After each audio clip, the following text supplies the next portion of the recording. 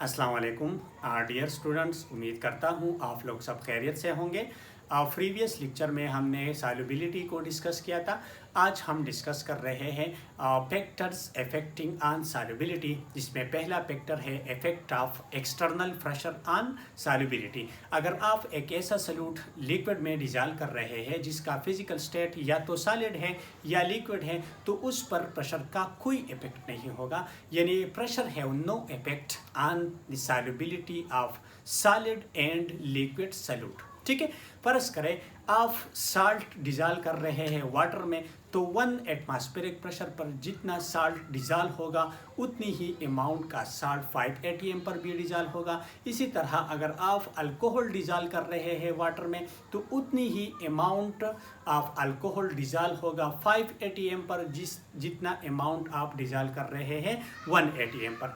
तो मतलब ये है कि सॉलिड और लिक्विड जो सॉल्यूट होते हैं, आप उसको लिक्विड में जब डिजॉल्व कर रहे हैं तो उस पर प्रेशर का कोई इफेक्ट नहीं होगा। हाँ, अगर ऐसा सॉल्यूट आप डिजॉल्व कर रहे हैं लिक्विड में जिसका फिजिकल स्टेट गैसेस है या वो गैसियस फॉर्म में मौजूद है और आप उसको लिक्विड में डिजॉल्व कर रहे हैं, तब प्रेशर का क्या होगा, इफेक्ट होगा। ठीक है, तो चलिए टॉपिक की तरफ। फर्स्ट फैक्टर जो है वो क्या है, वो एक्सटर्नल प्रेशर है। ठीक है, तो यहाँ पर ये पॉइंट लिखिए कि pressure have no effect. Pressure have no effect, pressure का कोई इफेक्ट नहीं है किस चीज़ पर, on the solubility of solid and liquid solute. Pressure का कोई इफेक्ट नहीं है सॉल्युबिलिटी पर, और किस चीज़ के सॉल्युबिलिटी पर, एक ऐसा सॉल्यूट जिसका फिजिकल स्टेट या तो सॉलिड है या लिक्विड है। ठीक है, और इस पर प्रेशर का इफेक्ट क्यों नहीं है, because solid and liquid are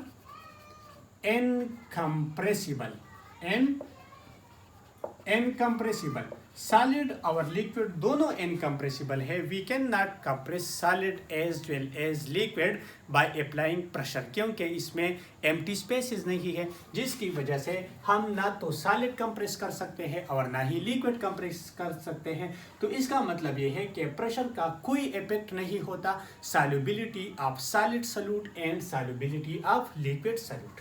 ठीक है, अच्छा नेक्स्ट क्या है, नेक्स्ट है solubility of gases and liquid। solubility of gases and liquid, यानी आप एक ऐसा सॉल्यूट लिक्विड में डिजॉल्व कर रहे हैं जिसका फिजिकल स्टेट क्या है, गैस है। ठीक है, तो प्रेशर का इस पर क्या इफेक्ट होगा, ये डायरेक्टली प्रोपोर्शनल होगा एक्सटर्नल प्रेशर को solubility of gas directly proportional है। इसका मतलब ये है, अगर आप एक्सटर्नल प्रेशर इंक्रीज करेंगे तो solubility of gas in a liquid वो क्या होगा, वो इंक्रीज होगा। अगर आप प्रेशर डिक्रीज करेंगे तो solubility of gas in a liquid वो क्या होगा, वो भी डिक्रीज होगा। ठीक है, लेकिन इसी के लिए एक कंडीशन भी है, और कंडीशन ये है कि ये कब एक दूसरे के साथ डायरेक्ट रिलेशन में होगा, जब आप टेम्परेचर कांस्टेंट रखेंगे।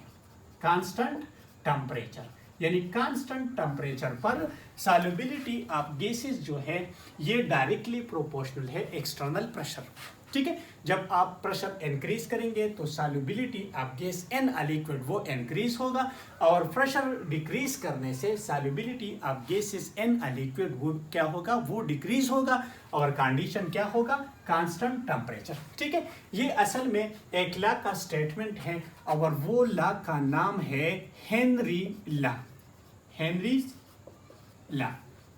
हेनरी एक साइंटिस्ट था, इसने मुख्तलिफ तजुर्बात किए सॉल्युबिलिटी ऑफ गैसेस पर, यानी प्रेशर वो चेंज करता था और केसेस का सॉल्युबिलिटी चेक कर रहा था, तो उसने ये नोट कर लिया, उसने ये प्रूव कर लिया कि जब आप एक्सटर्नल प्रेशर इंक्रीज कर रहे हैं तो solubility of gases in a liquid क्या होगा, इंक्रीज होगा। और सॉल्युबिलिटी ऑफ प्रेशर डिक्रीज करने से solubility of gas in a liquid क्या होगा, वो डिक्रीज होगा। और कंडीशन क्या होगा, कंडीशन होगा कांस्टेंट टेम्परेचर, यानी at constant, according to Henry law, at constant temperature the solubility of gas in a liquid is directly proportional to external pressure। ठीक है, अच्छा इसका एग्जांपल करते हैं। एग्जांपल क्या है, कोल्ड ड्रिंक्स है हमारे पास, कोल्ड ड्रिंक्स में क्या होता है, कोल्ड ड्रिंक्स असल में ये मिक्सचर है। मिक्सचर किस चीज़ का मिक्सचर है, इसमें वाटर है, कलर है, फ्लेवर है, अदर मिनरल्स है, और उन्हीं में क्या डिजॉल्व हुआ है, कार्बन डाइऑक्साइड डिजॉल्व हुआ है एट हाई प्रेशर पर। ठीक है, फर्ज करें मैं ये लिख रहा हूँ, क्या लिख रहा हूँ, कोल्ड ड्रिंक्स वाटर यानी मिक्सचर है जिसमें मिनरल्स है, फ्लेवर्स है, कलर्स है। ठीक है, और इसमें क्या डिजॉल्व होता है, कार्बन डाइऑक्साइड गैस डिजॉल्व होता है एट हाई प्रेशर पर, और प्रेशर कितना होता है 3 से लेकर 5 एटमॉस्फेरिक प्रेशर तक। ठीक है, यानी जब कोल्ड ड्रिंक्स की पैकिंग होती है इंडस्ट्री में तो उन्हीं बोतलों में जब कार्बन डाइऑक्साइड डिजॉल्व होता है तो वहाँ पर प्रेशर कितना होता है 3 atm से लेकर 5 atm तक। ठीक है, ये दोनों एक दूसरे के साथ रिएक्शन करते हैं और इससे क्या बनता है, यहाँ पर हाइड्रोजन कितने हैं 2, कार्बन कितने हैं 1, और ऑक्सीजन 2 ये है और 1 ये है, तो कितने हो गए 3। ठीक है, और इससे क्या बनता है कार्बनिक एसिड। कार्बनिक एसिड, ये पॉइंट आप नोट कर लें कि कोल्ड ड्रिंक्स में कौन सा एसिड है, कार्बनिक एसिड है। ठीक है, अब जब हम बोतल की ओपनिंग करते हैं तो वहाँ पर क्या होता है, वो कार्बन डाइऑक्साइड जो है वो बोतल से बाहर की तरफ आता है। ठीक है, और बोतल में क्या प्रोड्यूस होता है, बबल्स प्रोड्यूस होता है, और ये कार्बन डाइऑक्साइड बाहर की तरफ इसीलिए आता है क्योंकि उसमें कार्बन डाइऑक्साइड डिजॉल्व हुआ है हाई प्रेशर पर, और एनवायरनमेंट में प्रेशर तो नॉर्मल है 1 atm है, या 1 atm जो है वो सी लेवल पर है। ठीक है, तो 1 atm पर जब आप बोतल की ओपनिंग करते हैं तो कार्बन डाइऑक्साइड बाहर की तरफ आता है। इसका मतलब ये है कि प्रेशर डिक्रीज हुआ है 3 to 5 atm से लेकर कहाँ तक पहुंचा है प्रेशर 1 atm पर, तो ये इसीलिए बाहर आता है क्योंकि प्रेशर डिक्रीज हुआ है तो सॉल्युबिलिटी क्या होगा, डिक्रीज होगा। मतलब मेन पॉइंट जो है वो क्या है कि pressure have no effect on the solubility of solid and liquid solute, और प्रेशर जो है वो डायरेक्ट रिलेशन में है, यानी प्रेशर का इफेक्ट जो है वो डायरेक्ट है किस चीज़ के साथ, सॉल्युबिलिटी ऑफ गैसेस। अगर आप प्रेशर इंक्रीज करेंगे सॉल्युबिलिटी इंक्रीज होगा, अगर आप प्रेशर डिक्रीज करेंगे तो solubility of gas in a liquid वो क्या होगा, डिक्रीज होगा। लेकिन पॉइंट क्या कांस्टेंट रखना है, टेम्परेचर आपने कांस्टेंट रखना है। ठीक है, अच्छा सेकंड फैक्टर हमारे पास जो है वो क्या है, effect of temperature. Effect of temperature on solubility. ठीक है, generally the solubility of generally the solubility increases, solubility of solute increases with increase in temperature। ठीक है, सॉल्युबिलिटी ऑफ सॉल्यूट जो है जनरली ये इंक्रीज होता है। कब इंक्रीज होगा, जब आप टेम्परेचर इंक्रीज करेंगे, यानी टेम्परेचर इंक्रीज करने से सॉल्युबिलिटी ऑफ सॉल्यूट जो है वो क्या होता है, वो इंक्रीज होता है। ठीक है, लेकिन जब आप सोल्यूशन की फॉर्मेशन करते हैं तो वहाँ पर हीट ऑफ सोल्यूशन एक प्रोसेस होता है। अब हीट ऑफ सोल्यूशन क्या है, जब आप सॉल्यूट डिजॉल्व कर रहे हैं एक लिक्विड में तो वहाँ पर अमाउंट ऑफ हीट जो है या रिलीज होगा या एब्जॉर्ब होगा, ये पॉइंट इंपॉर्टेंट है। ठीक है, अब अगर इसको हम क्या कहते हैं, इसको हम कहते हैं heat of solution. Heat of solution, point note कर ले, क्या है? Heat of solution. What is heat of solution? Heat of solution का मतलब ये है कि सोल्यूशन फॉर्मेशन के दौरान या तो हीट एब्जॉर्ब होगा या हीट क्या होगा? रिलीज होगा। यानी जब सोल्यूशन के दौरान, सोल्यूशन के फॉर्मेशन के दौरान अमाउंट ऑफ हीट या रिलीज होगी या क्या होगी? या एब्जॉर्ब होगी, तो उसको हम क्या कहते हैं? Heat of solution. ठीक है। अब हीट ऑफ सोल्यूशन अगर एब्जॉर्ब होता है तो वो क्या है हमारे पास? वो है एंडोथर्मिक। एंडोथर्मिक, पॉइंट नोट कर लें, एंडोथर्मिक। और अगर हीट जो है वो रिलीज होता है तो process is called exothermic. Heat of solution में हमारे पास दो प्रोसेस है, या एंडोथर्मिक या एक्सोथर्मिक। हीट ऑफ सोल्यूशन क्या है? अमाउंट ऑफ हीट या तो रिलीज होगी या एब्जॉर्ब होगी। अगर एब्जॉर्ब होता है तो हीट ऑफ सोल्यूशन जो है वो क्या होगा? वो एंडोथर्मिक होगा। अगर हीट जो है वो रिलीज होती है तो हीट ऑफ सोल्यूशन क्या होगा? एक्सोथर्मिक होगा। यानी एंडोथर्मिक में हीट एब्जॉर्ब होता है और एक्सोथर्मिक में हीट जो है वो क्या होता है? रिलीज होता है। ठीक है। फर्ज करें मेरे पास ये एक वाटर है, कंटेनर है जिसमें क्या है? वाटर है। ठीक है। अब आप इसको एक सॉल्यूट डिजॉल्व कर रहे हैं इसमें, let suppose A B general एक सॉल्यूट है। अब इसमें आप ये डिजॉल्व कर रहे हैं। ठीक है। तो हीट ऑफ सोल्यूशन को आपको कैसा पता चलेगा कि ये एक्सोथर्मिक है या एंडोथर्मिक है? ठीक है। अगर सोल्यूशन फॉर्मेशन के दौरान या सॉल्यूट डिसॉल्वेशन के दौरान अगर ये कंटेनर कूल्ड होता है तो प्रोसेस क्या होगा? प्रोसेस होगा एंडोथर्मिक होगा। क्या प्रोसेस होगा?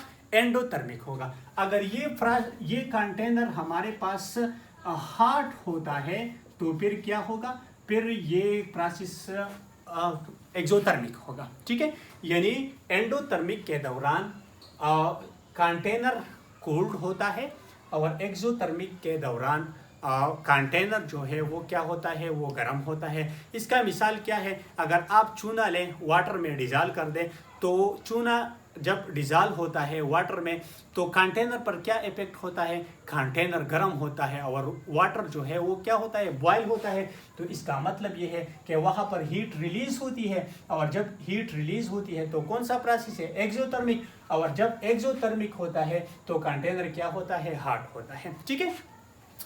अच्छा, अब टेम्परेचर में हम 4 पॉइंट डिस्कस करेंगे। पहला पॉइंट जो है वो क्या है कि solubility of solute, solubility of some solute increase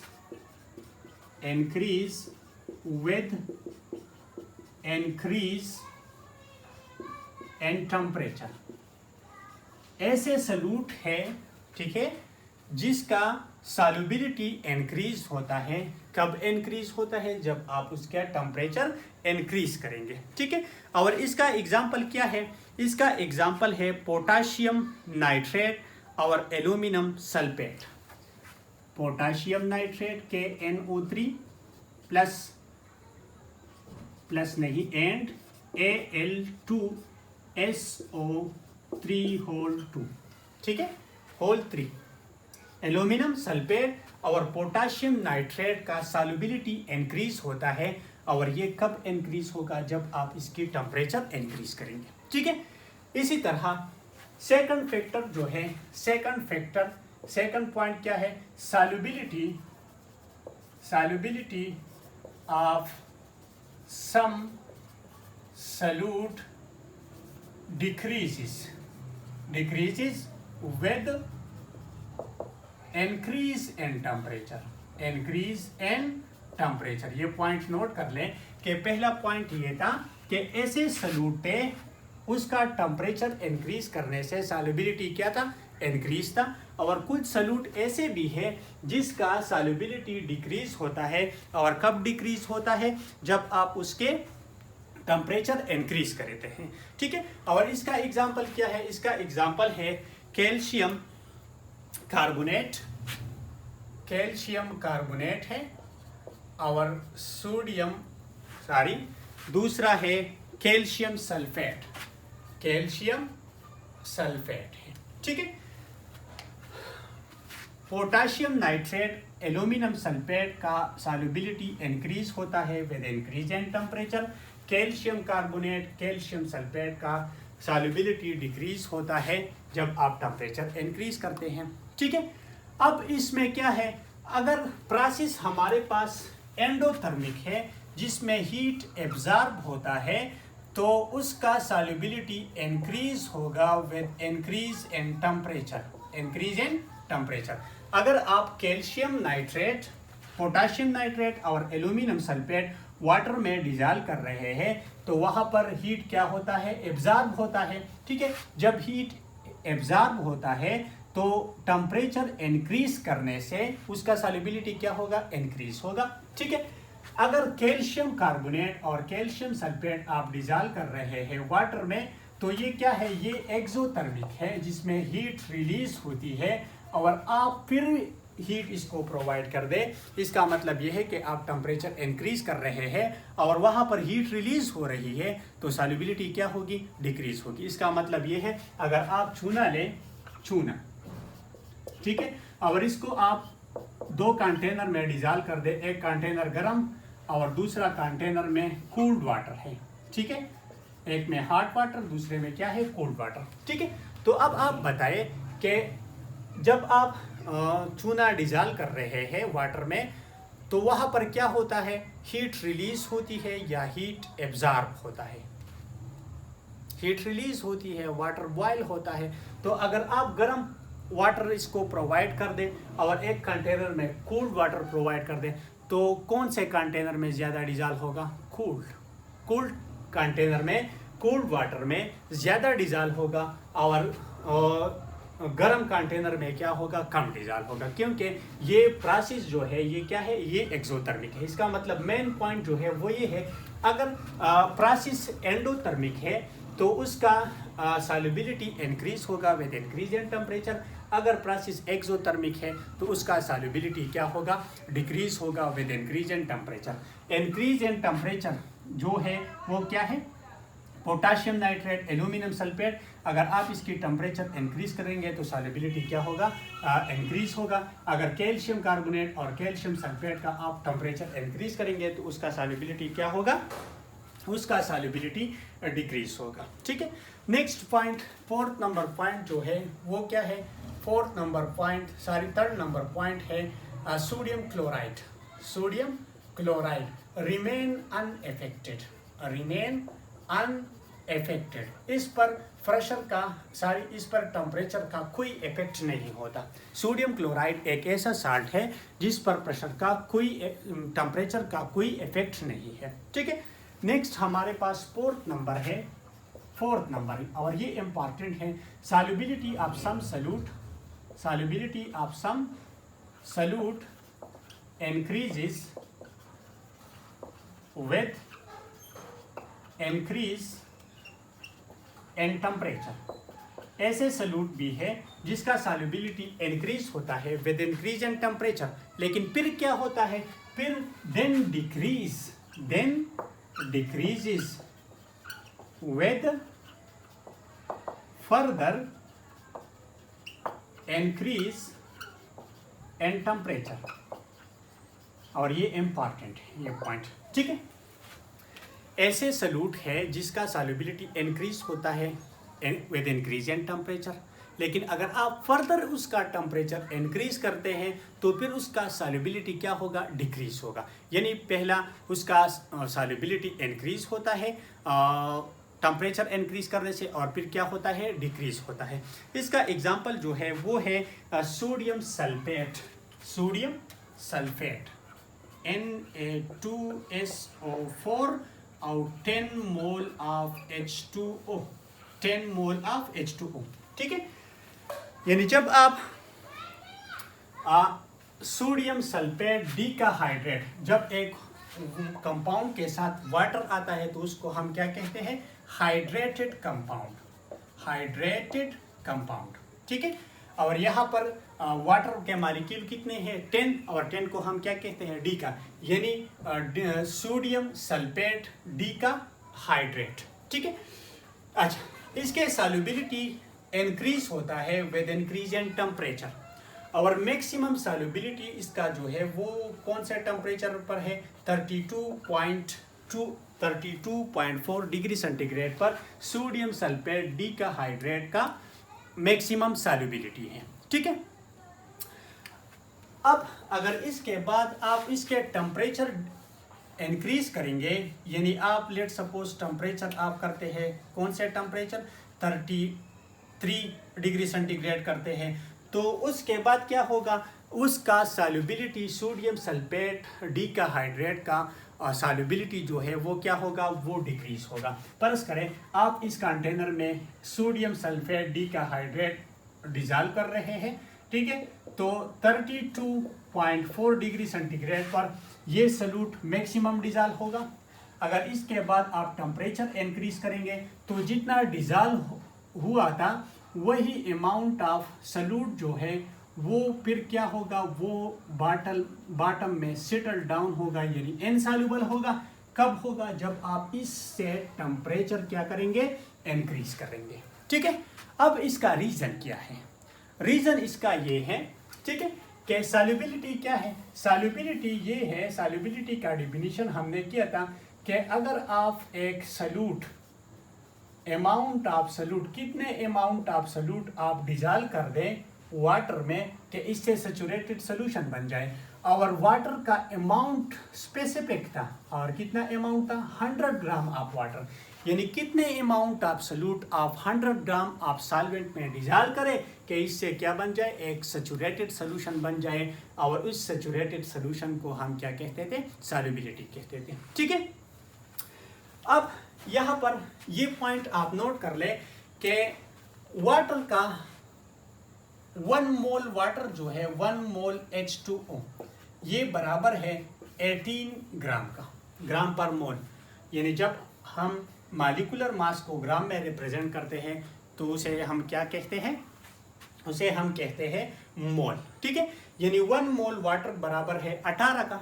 ठीक है, और यहाँ पर कितने वाटर है, 10 मोल है, तो 10 मोल बराबर होगा 18 मल्टीप्लाइड बाई 10, कितने ग्राम का बराबर होगा, 180 ग्राम का। इस पॉइंट टू बी नोटेड, ये पॉइंट इंपॉर्टेंट है कि 10 मोल ग्राम वाटर जो है वो बराबर है कितने का, 180 ग्राम का। अब आप सॉल्यूट डिजॉल्व कर रहे हैं, सॉल्युबिलिटी चेक कर रहे हैं, तो आप कितने वाटर में चेक करेंगे, 100 ग्राम वाटर में चेक करेंगे। ठीक है, अब यहाँ पर एक्स्ट्रा वाटर भी है, इस कंपाउंड के साथ एक्स्ट्रा वाटर है, यानी ये हाइड्रेटेड कंपाउंड है जिसके साथ एक्स्ट्रा वाटर है, और कितना वाटर है, 180 ग्राम, 180 पॉइंट याद रखिए कि 180 ग्राम वाटर एक्स्ट्रा है, तो टोटल अमाउंट ऑफ वाटर तो यहाँ पर 280 ग्राम है, 280 ग्राम। और सॉल्युबिलिटी क्या है कि हम सॉल्यूट को डिजॉल्व करेंगे 100 ग्राम सॉल्वेंट में, और यहाँ पर सॉल्वेंट कितना हो गया, 280 हो गया, 100 पहला था। ठीक है, और 180 कहाँ से आ गया, उस सल्फेट में अपने ही वाटर है।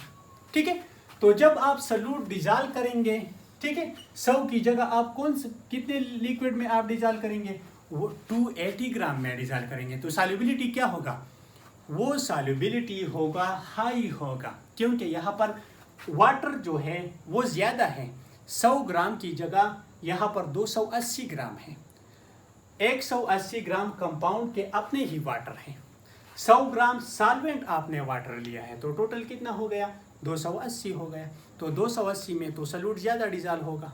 ठीक है, अब पॉइंट क्या है, पॉइंट ये है कि 32.4 डिग्री सेंटीग्रेड तक ये सोडियम सल्फेट जो है ये कौन से फॉर्म में है, ये हाइड्रेटेड फॉर्म में है। ये पॉइंट नोट कर ले कि सोडियम सल्फेट डीकाहाइड्रेट जो है ये 32.4 तक टेम्परेचर तक हाइड्रेटेड फॉर्म में है, यानी 32.4 डिग्री सेंटीग्रेड तक इसके साथ वाटर है। अगर आप इससे थोड़ा सा भी टेम्परेचर इंक्रीज करेंगे तो इसमें जो वाटर है वो वाटर क्या होगा, इससे वो वाटर एवापोरेट होगा। ये पॉइंट नोट कर ले कि ये वाटर क्या होगा, एवापोरेट होगा, और जब ये वाटर एवापोरेट होगा तो फिर कितने वाटर यहाँ पर रहेंगे, 100 ग्राम रहेंगे, तो जब आप 100 ग्राम में डिजॉल्व करेंगे तो कंपाउंड से जब वाटर रिमूव होता है तो कंपाउंड क्या होगा, एनहाइड्रस होगा। एनहाइड्रस का मतलब जिसके साथ कोई भी वाटर मॉलिक्यूल न हो। तो 32.4 पर 32.4 तक ये कंपाउंड हाइड्रेटेड फॉर्म में है, इसके साथ वाटर मॉलिक्यूल है। और जब आप टेम्परेचर 32.5 या 33 करते हैं तो इस कंपाउंड के साथ जितना भी वाटर था वो क्या हो गया, वो रिमूव हो गया। और कंपाउंड के साथ वाटर कितना था, 180 ग्राम। जब 180 ग्राम रिमूव होता है तो कितने ग्राम वाटर रह जाता है, 100 ग्राम। तो 100 ग्राम में जब आप ये सॉल्यूट डिजॉल्व करेंगे तो सॉल्युबिलिटी फिर क्या होगा, वो डिक्रीज होगा, यानी सॉल्वेंट कम होता है। सॉल्वेंट कम होने की वजह से सॉल्युबिलिटी क्या होगा, सॉल्युबिलिटी भी डिक्रीज होगा। तो ये था factors affecting solubility. Thank you so much.